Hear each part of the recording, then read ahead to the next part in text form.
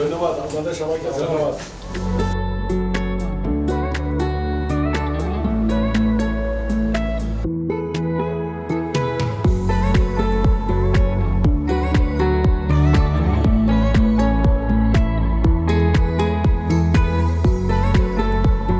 আসসালামু আলাইকুম প্রিয় দর্শক, আর পাশে যিনি বই আছে ওনারা খুব ভালো মতো জানেন যে আনোয়ারা তুন এই সদ্য নির্বাচিত সংসদ সদস্য জনাব সারওয়াজ্জামান নিজাম, উনি আগেও এমপি আছিল। তো আজি আইবের পিছু দিয়ে একটা কারণ আছে, উনি বিনা নোটিসে আর কাছে আইসি যে কারণ যে ওনারা দেখুন গতকাল আরা উগ্র নিউজ প্রচার করছিলাম, যে নিউজটা আছিল যে আনোয়ারা স্বাস্থ্য কমপ্লেক্সের মধ্যে উনি পরিদর্শন করতে যাইব হতাই এন ফুনিয়েরে অতি উৎসাহী নেতাকর্মী হদুগুণ স্বাস্থ্য কমপ্লেক্সের রোগীসকলরে সরে দি নিজেরাই রোগী সাজি এডে বই আছিল কি এমপি সাহেবত দেখা পাইবেন নাই। তো এখন আসলে যেহেতু তারা ব্রুট মেজরিটি পাইয়ে স্বাভাবিকভাবেই তারা বিএনপির নেতাকর্মীসকল বোধ কেয়ার ভিতরে অতি উৎসাহ কাজ করে। এই উৎসাহর একখান বড় কারণ হল যে এই ধরনের ঘটনার জন্ম দেন। আর এই নিউজ গড়ানোর ফর দিয়ে অনেকেই এডে এমপির বিরুদ্ধ মন্তব্য করতে লিখুন। আর সারওয়াজ্জামান নিজাম সাহেব এই নিউজটা দেখিয়ে যদি মনে মনে কিছু কষ্ট পাই, তারপরও উনি খুব সৎসাহসে আর লয় চাইলে একদম বিশ্রী আচরণ করে থাকতো, আর লয় বাড়াবাড়ি করে থাকতো, আর গালাগালি করে থাকতো, যেইন অতীতে আর কিছু কিছু এমপির বেলায় দেখি। এই জায়গার মেয়েটি উনি খুব আন্তরিকভাবে আর কাছে কদে আই একটা আজিয়েই ওনার কাছে আইসুম, অফিসত আইসুম এবং অফিসত আইব, উনি একটা চা খাইব, কথা করব। এখন উগ্র এমপি সাহেব হয়ে যাতে আর কি না হইতে নেই, স্বাভাবিকভাবে উনি কি হইতো আইসি আর নিউজের কারণে যে আইসি ইয়েন আর খুব ভালো মতো জানি। কিন্তু এই নিউজ চ্যানেলের ব্যাকগ্রাউন্ডে কি আছিল ইয়ে না ওনার মুকুত নারা ফুন্যম। নিজাম ভাই ওনারে স্বাগতম জানাই। ওনার যেহেতু আর অফিসের মধ্যে আয়নাও ডাকতেম, ওনারা একজন করে ডাকতেম, ওনার যেহেতু আর কাছে আসছেন আর কৃতজ্ঞ এবং আর সম্মানিত। এখন আর কিনলে শুন আর এখন ধন্যবাদ ওনারা, অশেষ ধন্যবাদ। ওনার চ্যানেল চিটাগং বেশ পপুলার, জনগণে বেশ চায়। আই সংসদ সদস্য হবার পরে যখন শপথ লইরে চট্টগ্রাম আইলাম, তখন আর একটা নৈতিকতা আর পিঞ্চ করে যে আর বহুত মানুষে ফোন করি যে আহত ইয়ে আর দিলে গুরুতর আহত ইয়ে অমুক জায়গা আহত ইয়ে অমুক জায়গা ইয়ে মানে নির্বাচন পরবর্তী সহিংসতা, ইলেকশন পরবর্তী সহিংসতা, তখন আর মানবিক একটা ইয়ে না মানুষের মতো সাথে সাথে সকালে আমি চিটাগং মেডিকেল কলেজত গিয়ে আর সিএমএইচ যাই এরা দিলাম যে হ্যাঁ আর কিছু বেশ নেতা কর্মী আহত অবস্থা করে রইয়ে, খুব গরিব হত দারিদ্র মা বোন বিছানাত মানে নিচে ফ্লোরত পড়িয়ে আহত আর নেতা কর্মী ব্যান্ডেজ হাতত ব্যান্ডেজ পড়িয়ে খুব মর্মাহত হইলাম যে বিগত দিনে তো আই এর আগে 3-4 বার নির্বাচন করি এই অবস্থা তো না দেখি, কিন্তু যেভাবে টেলিফোন করি আর তোমার তো অবস্থা কাহের তাহলে আর তো আনোয়ারা যাওয়ার দরকার, আনোয়ারা তো আরও বেশি মানুষে ইয়ে। তখন আমি পরে টেলিফোন করি যে আমি আনোয়ারা আসবো। 3 ঘন্টার বিনিময়ে আমি আনোয়ারা যাই পৌঁছি। আনোয়ারা যাই এরা পৌঁছানে যেতে বেশ অনেক ইয়ে আছে, এবং যেহেতু জানো না এই এলাকাতে না বিগত দিনে 3 বার এমপি হই, এবার উঠতে 4 বার এমপি হই, এবং জনগণ আয় উচ্ছ্বাসিত হইয়ারে আপনার দানব শিশুর বিজয় আর চেয়ারম্যান তারেক রহমান সাহেবের যে আগামী দিনের যে স্বপ্ন বাংলাদেশের, এই স্বপ্ন অভিভূত হইয়ারে মানুষ আর হাতে কৃতজ্ঞতা প্রকাশ করে বেলায় চলে আইসি আই চাইলাম যে এর ভিতরে হসপিটাল ইয়ে নাই, একসময় 30 বেডত তো নয় 50 বেডত ঘুরে গেলাম, এবং পরশু দিন হয় সংসদে দিয়ে না 100 বেড ঘুরে বেলায় নোটিস অলরেডি দিয়েছি, ওরা দেবেন। কিন্তু এই হসপিটালের যে দৈন্যদশা অবস্থা দিয়ে রায় নিজেও খারাপ লাগে, আপনার আইন কর্তব্য আহদিয়ান কেন ফেরাস আর আনাইল পাল্লা আর নেতা আহত নেতা কর্মী সাইবেল আইয়ারে আই আরেকখান জিনিস দেখি, এবং এক্সরে মেশিন আছে পিছনে মানুষ নেই, এক্সরে মেশিন অপারেট করে বেলায় আপনার ইসিজি মেশিন আছে অপারেট করবে মানুষ নেই। এই দৈন্যদশা অবস্থা কেন যে দেশ চললে আয় শূন্য পারি এনিও সাইরে মানুষের বেশি যারা আহত হই ইতারা 800 জন বিকেল চলে এসি তুলে মানুষ যেটা 200 জন ওদের কথা এটা 500 জন অভিযোগ। তো হসপিটালত ন্যাচারালি বিব্রতকর অবস্থা, একটা যেহেতু রোগী সুগী আছে ইয়ে নলায় আন্তরিকভাবে দুঃখিত, কিন্তু যেভাবে অনকথা আছে এভাবে নয় আমি বাইরের তো চাইরে দুই চারজন চাইরে অবস্থা দেখি না আয় চাইরে চলে এসছি আইয়েরে তুই দেখিলাম তো পরবর্তীকালে যখন আইনের পরে নিউজ ইয়ান দেখিলাম কিন্তু অনেক নিউজ মিডিয়া হয়ে যে অনেক নেতা কর্মীরা তো নির্বাচনের পরে যায় না নেতাদের অবস্থা কি দেখে না আপনি তো দেখতে গেছেন এটাই তো আপনার বড় আমি না ভাই আমরা তো গ্রামে থেকে বড় হয়েছি গ্রামের মানুষের সাথে লেখাপড়া করছি গ্রামের মানুষের অবস্থা আমরা জানি এবং আমাকে যারা গত 3-4 বার নির্বাচিত করেছে তাদের অবস্থা জানি ইনশাল্লাহ আমাদের পরিবারে এরকম সাধারণ মানুষের সাথে আমাদের তো সেটার জন্য আমি অনুভব করে আমি ওখানে গেছি এবং আমি সেই দেখেছি পরবর্তীকালে হসপিটালে ব্যাড নিয়ে নাকি কী হয়েছে আমি কেউ বলে নাই যে ভাই তুমি ব্যাডে যাও শো আমি জাস্ট রুগী কয়টা আছে দেখতে যাবো সেটাই বলছি বাকি হসপিটালে কী হয়েছে না হয়েছে সেটা জানি না কিছু হয়ে থাকলে সেটা কিন্তু আমি দুঃখিত আসলে যেতে জনের ফর দিয়ে তো স্বাভাবিকভাবে মানুষ লই বাইরে কিনগুন কিন্তু এরপরে রিপোর্টার যাচ্ছে এটা কি এখন এখন রোগী হজন আছে সকালে কতজন আছে তো রোগীর যাতে এখন যাতে ডিসচার্জ হয়ে গিয়ে এখন গো নাই ডিসচার্জ নয় খাতাত আছে কিন্তু সিডুত নাই আমি গেছি বলে অনেকে চেহারা দেখা এটা হয়ে থাকবে রাজনীতি চিন্তা হঠাৎ কাকে দোষারোপ করবেন মানুষের যে উচ্ছ্বাস আগ্রহ হবেন আপনি দেখছেন এই আগ্রহ আমি বিগত দিনে দেখিনি যেহেতু আমি যেটা মনে করছি যে আমাদের চেয়ারম্যান সাহেব 17 বছর পরে এসে মানুষের ভিতরে যে তাক লাগিয়ে দিচ্ছে তাদের যে আগ্রহটা এটা পদে পদে আমরা অনুভব করতেছি না ইয়েন একখান যে ইয়েন সত্য ঘটনা যে আমরা দেশের মধ্যে রাজনৈতিক সংস্কৃতির মধ্যে মানুষ এমপি মন্ত্রী ফাইলি কি একখান ফাইবু করি এরা হয়তো জামিলে পড়ে ইটার খনে সাজ নাই ও দইলেও যাই এরা এই মধ্যে বই থাকে ও দইলে আই ইদানিং নিউজ করি পেলে চিন্তা করি যে ওনারা এমপি অকল ঘরত আইলি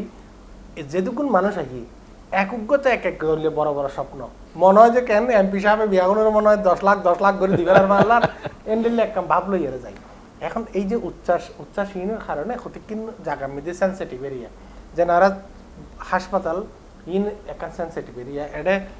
ইভেন উন্নত বিশ্বের মধ্যে ডাকু দিয়ে হরন বাজান পর্যন্ত নিষিদ্ধ এবং যদি হরন বাজে এটার ড্রাইভিং লাইসেন্স ধরিব কই দেখি আর দেশের মধ্যে হরন বাজার নয় এখন ধরেন অনেকেই সাইবার লাই নেতাকর্মীও অনুরোধ দিয়ে খাপ পরে চাই আসলে তো শুধু চাওয়া না আমি মনে করতে চাই কোনো পেশেন্ট এগ্রিভেটেড গিয়ে ইতরে আরো বেটার চিকিৎসা কেন দেখা যায় সাথে সাথে হসপিটালে ডাক্তার থাকবে এটা তো প্রচার করে করতাম যে ভাই এই পেশেন্টের অবস্থা এবার কি ভালো চিকিৎসা কি করা যায় এইসব পরামর্শ লাই তারা হসপিটালাইজ করবে নতুন হসপিটাল ন আয় এলাকা নাম 2 দিন 4 দিন লাগবে দেরি ইয়ে দিলে ইমিডিয়েট একটা কনসালটেশন দিয়ে এই পেশেন্টই বেড়ে কেন ভালো ব্যাগিন ঠিক আছে অনার উদ্দেশ্য ঠিক বাট অনার ওয়ে যেবে গইতেন চাই সমাধান করিবার লাগে গেলেন এই মধ্যে কোনো ধরনের অনার দৃষ্টিতে ভুল আছে কি নাই না ইয়ানতে জনগণের যে আরা নির্বাচন করিয়ে পালাইয়ারা নেওয়া যায় কই জনগণের ফিসে যায় এরা খবর নলে আর বিএনপির রাজনীতিবিদ হিসেবে আর তো জনখবর এবং ইয়ান আর নৈতিকতা বলি আমি মনে করি যে আমি অ্যাপ্রিশিয়েটেড অনারেবল তো খুবই অ্যাপ্রিশিয়েট করিবার হতো কিন্তু ঘটনা যে এই যে ধরেন অনলয় এদুগুণ মানুষ একত্র ঢুকি যাইবে হসপিটালের মধ্যে মানুষের উচ্ছ্বাস অনফালা দিতে পারবে না 60-70,000 ডিফারেন্স আর ভোটত এই অবস্থায় ক্যান ইউ বিলিভ ইট আল্লাহ নির্বাচন করতে আমরা জানান আক্তার রহমান বাবুল্লাহ দুইবার নির্বাচন করতে আতার রহমান কাইসার নির্বাচন করতে ইনশাআল্লাহ নির্বাচন তো বেগুন দেখুন হ্যাভ ইউ সিন ইনশাআল্লাহ মানুষ এখনো পর্যন্ত আগ্রহ বিএনপি ধানা শেষ খালেদা জিয়ার প্রতি এখন তো উই ওয়ান্ট টু চেঞ্জ যেভাবে তথাকথিত রাজনীতি আছিল এই রাজনীতির বাইরে আইয়ে ওনারা মানে you people must change this environment এই সিচুয়েশন এই ধরনের গিয়া হতে কি ইন বিসিএস টাইপ মনে হয় না তাহলে আর একটা কথা হয় দিস ইজ নট রেস্ট্রিক্টেড রাজনীতি এটা গণতন্ত্র উৎসবমুখর প্রয়োজন উৎসবমুখর পরিবেশে নির্বাচন এই উৎসবমুখর নির্বাচন আপনাকে করতে দেওয়া হয়েছে এবং আপনি উৎসবমুখর ভাবে সেটা প্রতিপালন করেন কিন্তু নির্বাচন তো হসপিটালে না হ্যাঁ সেই নির্বাচনের কিছুটা যে আগ্রহ আছে সে আগ্রহ এখনো কমে নাই কমবে ইনশাল্লাহ আমরা যদি এক ব্যাপার যদি না যাই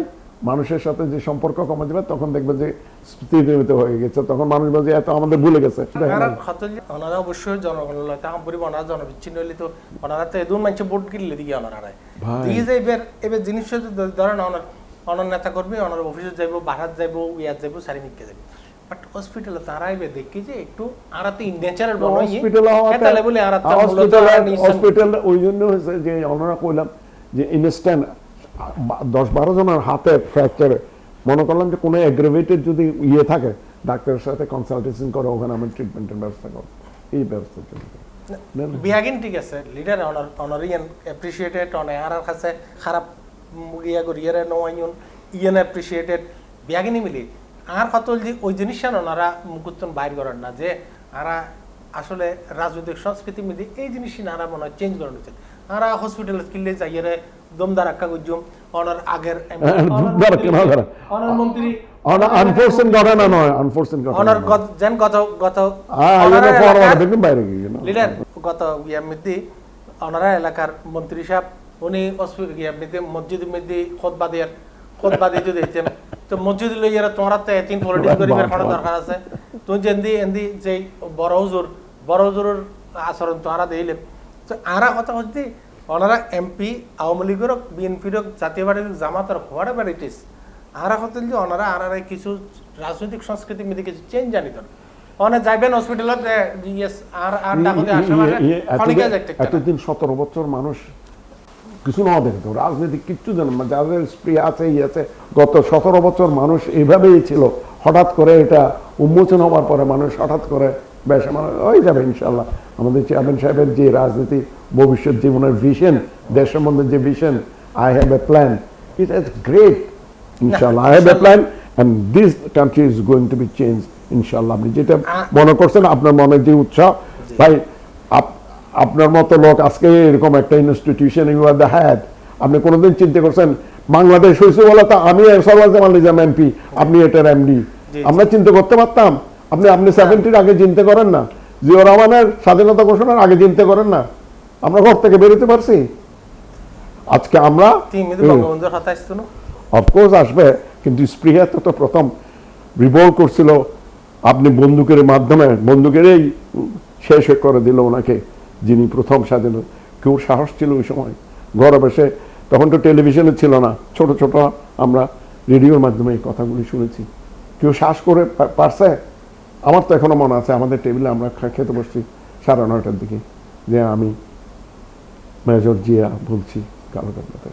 আরা 2018 সালে তো অনেক নির্বাচনী ইলেকশন যাইয়ারে আজি অন রেকর্ডে আমার সামনে অনারা হই অনরোগ্য নিউজ প্রচার করছে অনেক একদিন মাত্র অনেক আনোয়ার আগেইন এই আনোয়ারাত অনরোগ্য নিউজের আরা প্রচার করছি এই নিউজের কারণে তৎকালীন ইউসিবি ব্যাংকের আরাত তো গাইড আছে আর 1 বছরের উগ্র অ্যাডভার্টাইজমেন্টত নিয়া টোটালি তৎকালীন এই ইউসিবি ব্যাংকের এক্সিকিউটিভ চেয়ারম্যান আনিসুজ্জামান রনির নির্দেশে আর এখনো পর্যন্ত এইটি নেওয়া পাই শুধুমাত্র অনারোগ্য নিউজ সারওয়ার জামান নিজাম তাহলে আমি বলি আমি এবং আমার ফ্যামিলি তাদের পুরো ফ্যামিলির টার্গেট সেই হিসাবে গত 17 বছর আমি প্রথম খালেদা জিয়া আমার নেত্রী খালেদা জিয়ার সাথে আমি জেলে ছিলাম 111-এ আমি কি দোষ করেছিলাম 3 বছর আমি জেলে ছিলাম ওরাই দিছে সেই সময় প্রতিহিংসা পরায়ণতা পরবর্তীকালে অনেক প্রচার করছে আমি দেশে নাই আমি পালাই গেছি তারা আমাদেরকে টার্গেট করে আমার পিছনে আমার ফ্যামিলি আমার ছোট 4 বছরের ছেলে had to go to India পালাই আমার ওয়াইফকে নিয়ে ওখানে থাকতে হয়েছে আমার ছেলে ব্যারিস্টার তাকে সিঙ্গাপুরে চলে যেতে হয়েছে এই এক ছেলে এখানে ছিল ও আমেরিকা ছিল আমার পুরো ফ্যামিলি কেউ ছিল না আমি টার্গেট আমি 3 বছর জেল খেটে আমাকে পিছনে টার্গেট করছে তাদের খানার টেবিলে তাদের পারিবারিক সদস্য আমার সাথে অস্ট্রেলিয়া যাচ্ছিল এক মহিলা তখন উনি বলছে জানেন আপনি হলেন তাদের সবচেয়ে বড় টার্গেট আনোয়ারাতে আপনার ফ্যামিলিকে ধ্বংস করে দিতে পারলে ওদের প্রতিপক্ষ আর কেউ থাকে না আপনি তো আপনার কথাই চিন্তা করছেন আমি পুরো আনোয়ারার কথা বলছি আমি তাদের পুরো আনোয়ারা বা আমাকে কোনো লোক নেই সারওয়ার জামান নিজাম ফ্যামিলি নিজামকে শেষ করে দেবো ও দিলে আমরা ফ্রি আল্লাহর বিচার এই আল্লাহর বিচার আজকে আমাকে চেয়ারম্যান আমার চেয়ারম্যান আমাকে নমিনেশন দিয়েছে দেখছেন যে আমাদের যে ইমেজ আমাদের যে দূর কেউ বলতে পারবে না আমি এত বছর রাজনীতি করছি আমি 1996 থেকে এই পর্যন্ত আমাদের পরিবারের কোনো দুর্নীতি বা আমার কোনো দুর্নীতি দূরবীন দিয়ে পর্যন্ত দেখা ইনশাআল্লাহ করিনি আমরা পক্ষেই ছিলাম এবং আমাকে যে টার্গেট করে আমার ফ্যামিলিকে ধ্বংস করে দেওয়ার জন্য টার্গেট দিলাম আমার কোনো দোষ ছিল কেন আমি জেল খাচ্ছি আপনার 3 বছর আমার বিরুদ্ধে দুদকের 3টা মামলা কেন আমাকে ঘর থেকে বেরোতে দেয়নি। আল্লাহ রহমত, আমি মানুষকে বলি না, সহ্য করে আল্লাহকে। আমার আম্মা বলতো, আমার আম্মা অসম্ভব বাসকালীর মহিলা, আমার আম্মা কোরআন তেলাওয়াত করতে মানুষ শুনে থাকতো, উনি এরকম রাখতেন। আমাকে সবসময় বলতে, বাবা সবর করো, সবর সংযম যেটা বলে, আমরা সবর করছি, আল্লাহ আমাদের দিছে। এখনো পর্যন্ত আমার বিরুদ্ধে, আমাদের পরিবারের মধ্যে কোনো কালেমে লাগাতে পারে নাই ইনশাল্লাহ। আমি যে দেয়াল করি সেটা লাগাতে পারে নাই। এবং আমি টার্গেট ছিলাম, সবাই আনোয়ারের কর্ণগুলি সবাই যেন আমাকে টার্গেট করে যে তাদের ফ্যামিলি নিজামকে শেষ করে দাও। এখনো যে যে চক্রান্ত ছিল, তাদের অর্থায়নে এই চক্রান্ত এখনো চলতেছে আমার বিরুদ্ধে। এটা আপনি জানেন, আপনার কিছুক্ষণ আগে তো আলাপ করলাম। তাদের অর্থায়নে এখনো আমাকে ধ্বংস করার জন্য, আনোয়ার থেকে উচ্ছেদ করে দেওয়ার জন্য। আমাকে উচ্ছেদ করে দিতে পারলে তাদের ফ্যামিলির আর কেউ থাকে না। Thank you very much. আপনি যে আমাকে সময় দিয়েছেন, আমি খুব খুশি হয়েছি। আমি মনে করি এই সুন্দর আমাদের আন্তরিকতার ভিতর যে আলাপ আলোচনা হয়েছে, এটি জনগণের মধ্যে আপনি প্রকাশ করবেন। অবশ্যই আরাইবে স্বাভাবিকভাবে ভালোভাবেই লই, বেসিক্যালি আরাইবে অ্যাপ্রিসিয়েট করিবার মতো। আর বারবার হয় যে বাংলাদেশের রাজনৈতিক সংস্কৃতির মধ্যে উগ্র জিনিস আছে যে এমপিওনের সঙ্গে সঙ্গে মারদাঙ্গা ভাড়ির মতো আচরণ করেন, মানে ফোন করিয়ে গালাগালি করেন। এই সমস্ত বেশ কিছু বিষয় অতীতে দেখি। তো এই জায়গার মধ্যে নিজাম ভাই আরার কাছে আন্তরিকভাবে আসি ইয়ান বলে কৃতজ্ঞ এবং সম্মানিত। বরং ইয়ান একখান রাজনৈতিক অন্যান্য এমপি কলের কাছে ইয়ান মেসেজ যোগ্যই জনগণেই বড় শক্তি হোক, মাসেল ম্যান অকল কোনোদিন শক্তি না পারে। এবার নির্দিষ্ট সময়ে লইব, কিন্তু একটা নির্দিষ্ট সময় শেষে এই মাসেল ম্যান ওনার ক্ষতির কারণ হইব। অসংখ্য ধন্যবাদ। প্রিয় দর্শক, এই টক শো শেষ হইতে নইতেই আনোয়ারার স্থানীয় প্রতিনিধি রেজাউল করিম সাজ্জাদরে টেলিফোনে হুমকি দেয় ছাত্রদলের এক নেতা। কি হই ওনার একখানা ফোনন। কোন মেডিকেল অফিসারের একটা কিনাও দেয় লিখিত, বা হন রুগিয়ে কিনাও দেয়, কমপ্লেন না দেয়, শুধুমাত্র তুই সাংবাদিক করে গিয়ে যায় বুঝতে সাথে টাঙ্কির ভাড়া রেখে দেখি নিউজ করি ফেললাই টাঙ্কি ভাড়া হবে না। নেক্সট বার আমি সরকার তুলবি নিউজ করলি কনসেপ্ট বেন